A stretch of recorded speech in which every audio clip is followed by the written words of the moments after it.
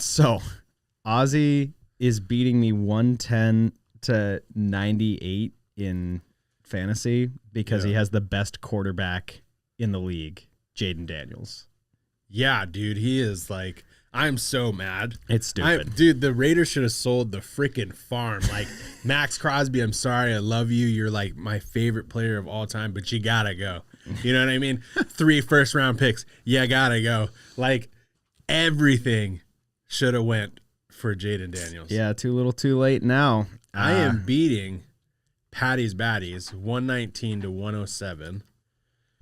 So I'm really happy about that. Yeah, Ozzy's going to improve to 4-1. I still have Shaheed. And who does she? I don't think she has anybody left. Oh, she has a kicker. Oh boy. Yeah. Not going to work. Not gonna happen. That ain't it.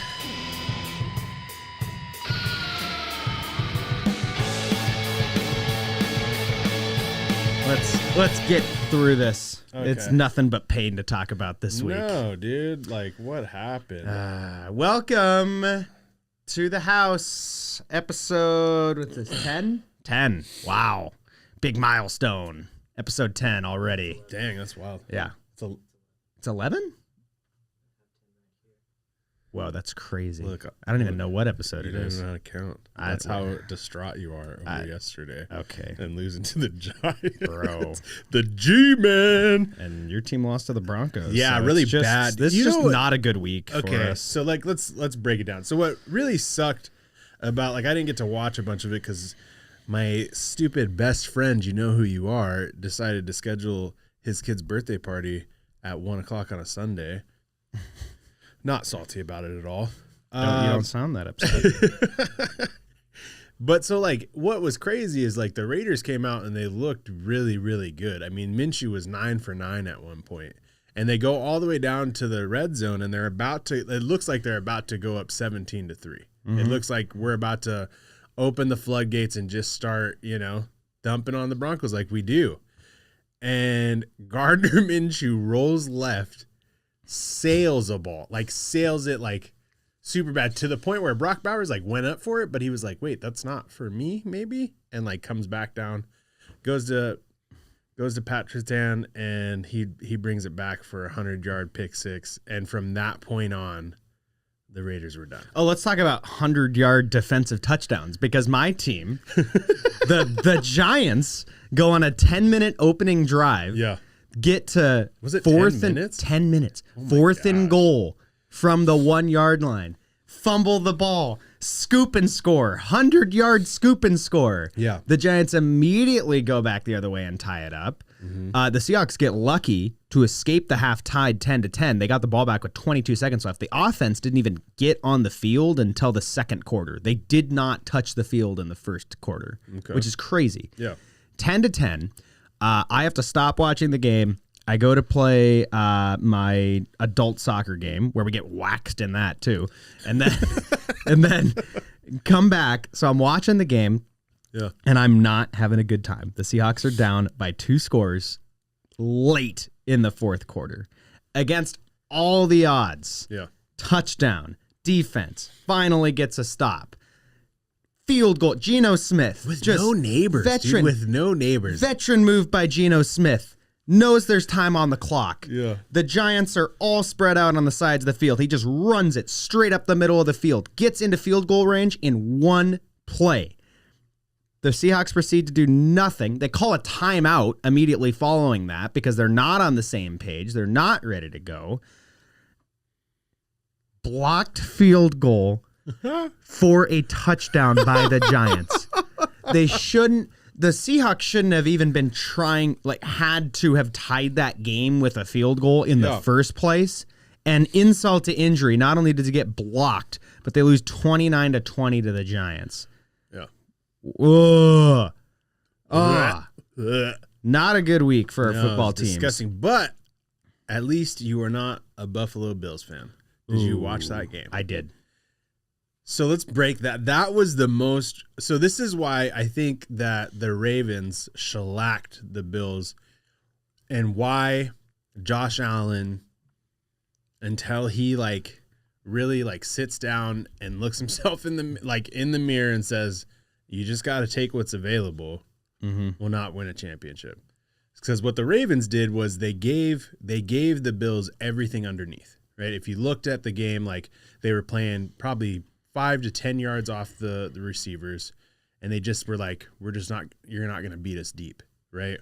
But Josh Allen insists on it. Like he is way overconfident in his arm, and he has a great arm. Like he's a great quarterback, but he has a great and then he just insists on throwing it, and that's exactly what happened in the Houston game where you're under 2 minutes, you're tied 20-20.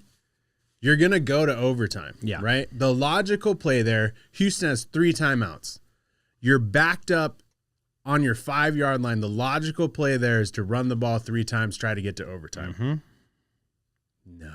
That's not all Josh Allen, though. That's play calling. That's play calling, too. But, dude, the coach was losing his mind on the sideline. Like, what are we doing? Yeah.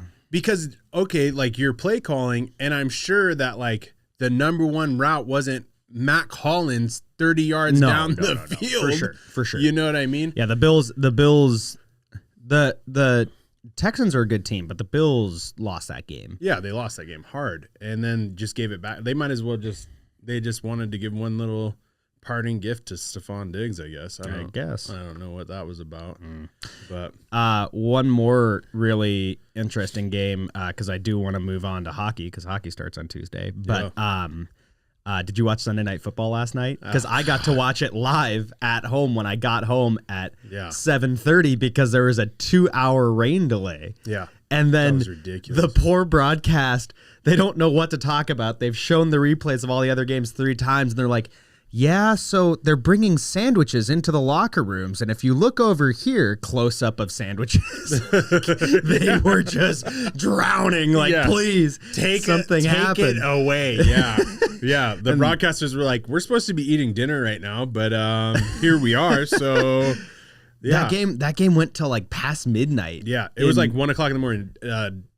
Dak is the first quarterback to throw an interception in one game on 2 separate days. And the Cowboys still won. And it was 4th and goal, and I was like, the Steelers are going to do it. They're going to go to 4-1. But, I mean, the 2 3-0 teams that were frauds, which were the Seahawks and the Steelers, have shown to be frauds. What's even more interesting is, so Russell Wilson... What is going on with him, supposedly is now gearing towards being healthy and says that he is available next week. Yeah, but are you going to take the ball away from Justin Fields? I don't know. He didn't play that great in that game. Not in that game, no. He looked a lot better against the Colts in that loss than he did against the Cowboys. Yeah. But in his defense, the field looked like it was a small layer of grass floating on top of a swamp. Yeah. So I can't believe that there were 30 points in that game because I thought it was 6-3 at the half, and I was like, that's about what I thought. Yeah. Baseball is also super good right now too. The Mets, baby, the Mets are tied 1-1 because they lost to the Phillies. And then the Padres smacked the Dodgers, right in the teeth. Just smacked him. Smacked him. And so the thing though, so like the way they came out like a team with their back against the wall. Mm-hmm. You know what I mean? And like it was one of those games where everything went right. Like they were stealing it, like they were catching home runs. You know what I mean? Like I don't know that it's time to like sound the alarm yet, but I would be a little concerned because it looked like the Padres got in the Dodgers' head. Mm-hmm. You know what I mean? They definitely got in Dodgers fans' heads because the game was delayed because people were throwing stuff on the field. So, come on, LA. Come on. Get it together. Get it together. Jeez. Okay. Nobody likes you already. So we're recording this on Monday. Yeah.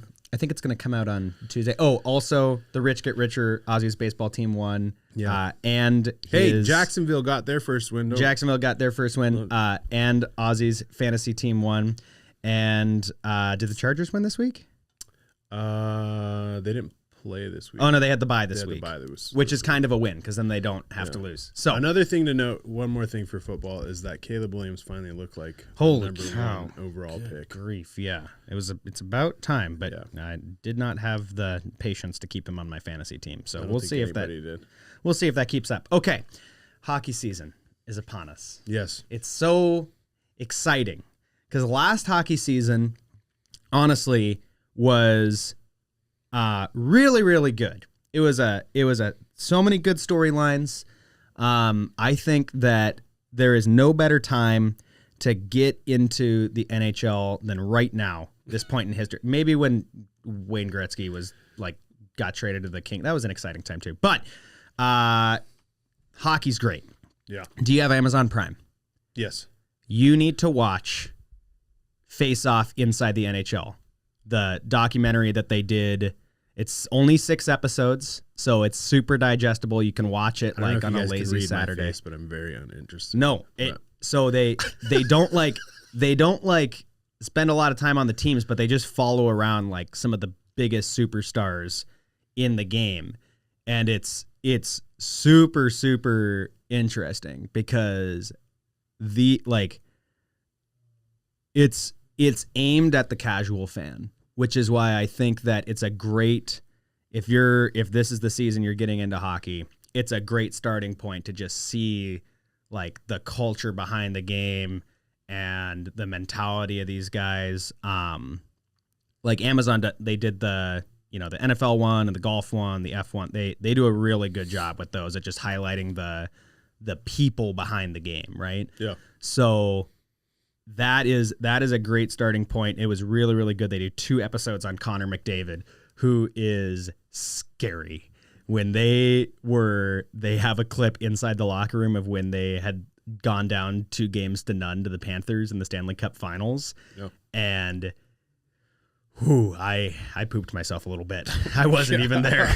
You do not want to make that man upset. Dude, he's the best. He is the most talented player maybe in NHL history. I'm not saying that he's the GOAT, right? Because he doesn't have the Stanley Cups that Gretzky does, and he hasn't quite broken all those records, but just pure hockey skill wise, he might be the most talented player in NHL history.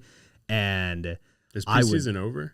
Preseason's over. Okay. Preseason doesn't matter. Just like every other sport, who cares about That's preseason? That's not true. We got some big basketball preseasons. Well, okay. Well, right at the end, you want to talk about LeBron and Bronny and blah, blah, blah. Okay, cool.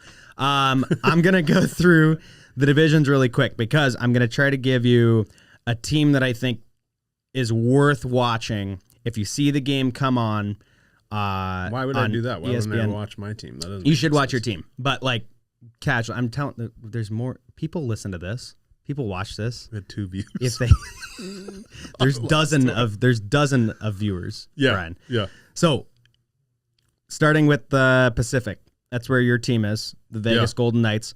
Golden Knights. I think they're going to be a playoff team again.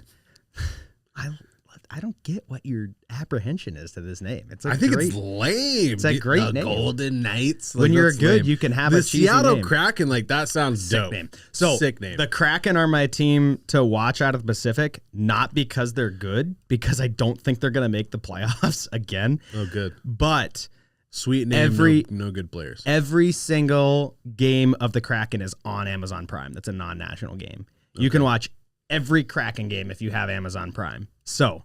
Easy team to watch. They are a young team. They've got a lot of promising upside, but they need some guys to take a step this year. Yep. So I do think they're an interesting team to follow. I don't know if they're a playoff team. There's a lot of bad teams in this division. The Ducks, the Sharks, the Flames. Don't expect anything from them. They're awful. Bryan has the thing where he hates. They're so stupid. The Flames hates. It sounds like teams. No, because it sounds like you're some off branch league of a professional team. You're not even the that. Your guys' names sound like the CFL version of the NFL. That's what it sounds like to me. I'm sorry. In the Central Division, that's where the Avs play. I think the team that had the best offseason is the Nashville Predators. And they... Bryan, you got to let me just get through this. I can't. Okay, I'm sorry. Continue. Their logo's a saber-toothed tiger. Ozzy gets it, dude.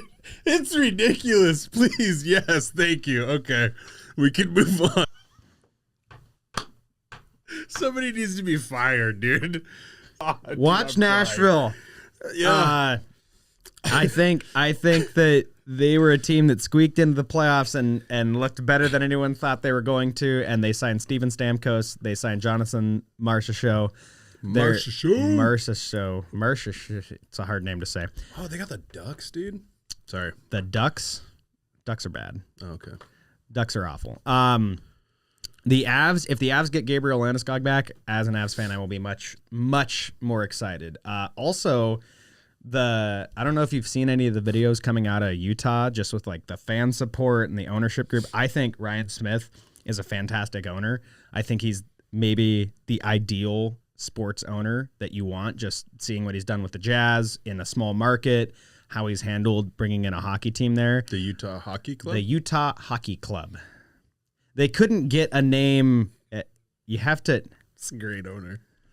So okay, you're gonna throw shade on, but here's the deal. So it takes months for them to print all the merch and all the jerseys and all the stuff. I get it. They weren't able to have a name by that deadline, so they're going with the Utah Hockey Club, and then they will announce the name this season and have new jerseys and stuff next year. So they're going to be a little bit basic, but the players on the team are really, really exciting. There's a ton of young talent that were formerly on the Arizona Coyotes that are going to be playing in Utah. And I think that they have enough there that they could be a fringe playoff team. And if this team makes the playoffs in their first year, it would be super, super exciting and good for, you need that success in a small market, right? Like Vegas is a hockey town now because of that crazy Stanley Cup final run they went on in their first year. Like they put a good product on the ice. So I think that there's a lot of interesting teams out of the West. The Eastern Conference, I don't watch as much because I'm a fan of mostly Western Conference teams.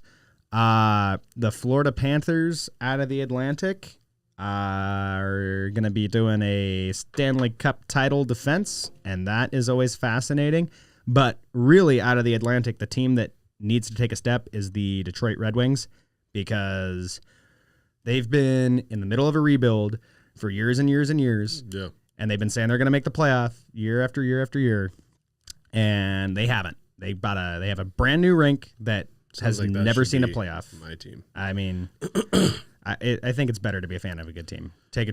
I watch a lot of Leafs games, and I think it's because subconsciously they remind me of the Mariners. They haven't won a Stanley Cup since 1967, so it reminds me of the fact that my baseball team hasn't. I'm not talking about the Mariners right now.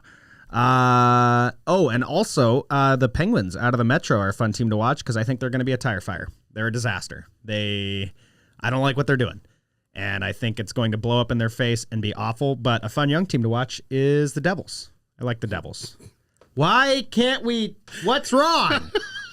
That is a classic. The Devils. The Devils. Yeah, That's like Seinfeld. ridiculous. What Okay. do you mean? All right. In other news, basketball. Hockey starts. Hockey Watch starts. hockey. You watch hockey. Otherwise, if you don't want to watch hockey, watch basketball. Preseason is full swing underway, and the Lakers did the thing where they drafted LeBron's son to make LeBron happy, and they took the floor for the first time yesterday together, and LeBron looked like old LeBron, and Bronny looked like somebody that shouldn't be in the NBA. He shouldn't. Like, he had 0 points through like 20-some minutes. Oh, my gosh. He's definitely going to be a defensive guy. Well, you can't score any points, then yeah, you're definitely a defensive guy. He does have some like defensive IQ and has shown some decent hops. So it'll be interesting to see if they send him to the G League, because that's where he needs to go. But it's going to be interesting if LeBron allows them to do that. And this is why I'm over LeBron. That's why I'm over LeBron, and I'm ready for you to go. Like, I appreciate the championship in 2020. Thank you so much, sir. Have a good day. Go off into the sunset. I said good day, sir.